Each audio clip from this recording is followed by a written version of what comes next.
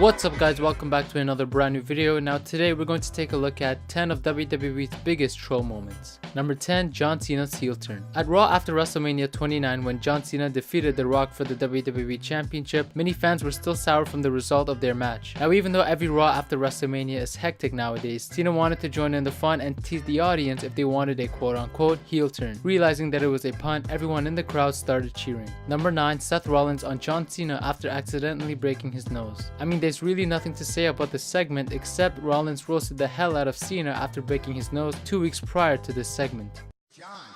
John, can you hear me, John? Cena, are you there? Are you there? Yabba dabba doo, do do do do, do do do do. The champ is here. But wait, you feel good enough to show up at Tough Enough tomorrow? You know, I'm actually going to Tough Enough to see if I can apply to be a competitor. I need to start over, man. You knocked me all the way back to square one. You know how I talk about hustle, loyalty, and respect? Well, now I've changed that to surgery, recovery, and rehab. And I'd just like to tell all my C-Nation out there to never give up. Unless, of course, Seth Rollins breaks your face, then you should totally give up. Number 8, The Undertaker on chance. Now we don't really get to see the goofy side of The Undertaker as much on television, but when we do, it's a moment to never be forgotten about. This moment took place back in 2002 when The Undertaker was cutting a promo when people started to chant what chants at The Undertaker. The dead man had enough of it and owned the crap out of them. And you must say honestly, it was probably the most pain that you've ever felt in your life.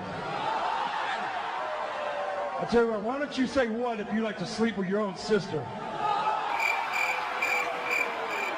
Number 7, John Cena says that he's going to take some time off after his match with Brock Lesnar at Extreme Rules in 2012, but comes back the next night on Raw. Now correct me if I'm wrong, but I think the real reason why Cena was going to take some time off after his match with Brock Lesnar was because of his divorce situation with his wife, now ex-wife. I believe WWE didn't give him some time off even with his injured left arm, which was the reason to why he returned the next night on Raw. Either way, it wasn't the first time he said he was going to leave, but later showing up in the next few weeks. Number 6, Paul Heyman shows up in CM Punk's music in his hometown of Chicago. Bruh.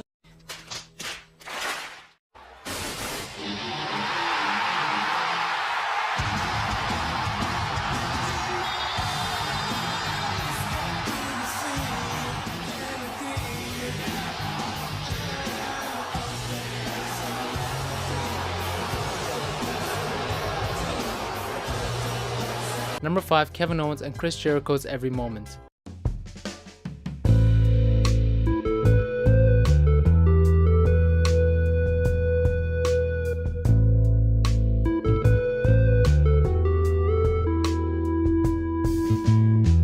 From the day since Owens and Jericho became a team, not a single moment hasn't been funny or original. Both men are at their best when they're fucking around with Tom Felipe backstage, but you can't take anything away from them when they were solo competitors, especially when you look back at every Kevin Owens match, from when he would troll around with his movesets, or even with Jericho. And speaking of Jericho, number 4, Chris Jericho returns, then leaves without a spoken word. When Chris Jericho returned in 2012, he created one of the biggest trolling moments ever in the WWE, and when he finally did make his return on Raw, you can see the excitement on everyone's face. Every time he would bring the mic near his face, he would automatically switch it up and yell or somehow get the crowd involved. He would do this a couple times over and over until he dropped the mic, would get out of the ring, troll for a bit more, and then just left as if nothing he just did, which is literally what he did, nothing was wrong.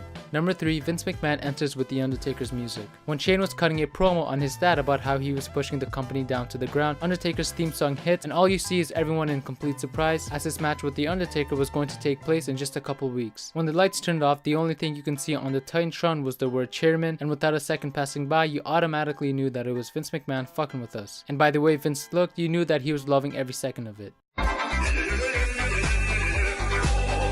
Number 2, Shawn Michaels trolls the Canadian crowd. Now this took place specifically in Montreal, Canada, and seeing how Michaels and Montreal don't go well together, you could bet yourself that this crowd wasn't having any of it. Now this took place around 2005, and from Michaels mocking the Canadian national anthem to talking all kinds of crap about Hogan and Brett, nothing was calm in this arena. This was not only a great trolling moment, but this was one of Shawn's greatest mic words of all time. I'd say Hitman I screwed you once, and I'll screw you again.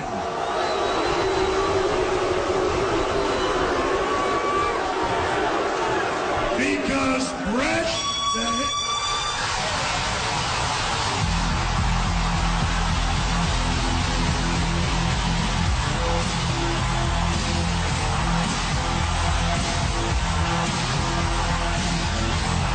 Wait a minute. I don't think the crowd knows how to respond. I don't think they know what to do. But wait a minute.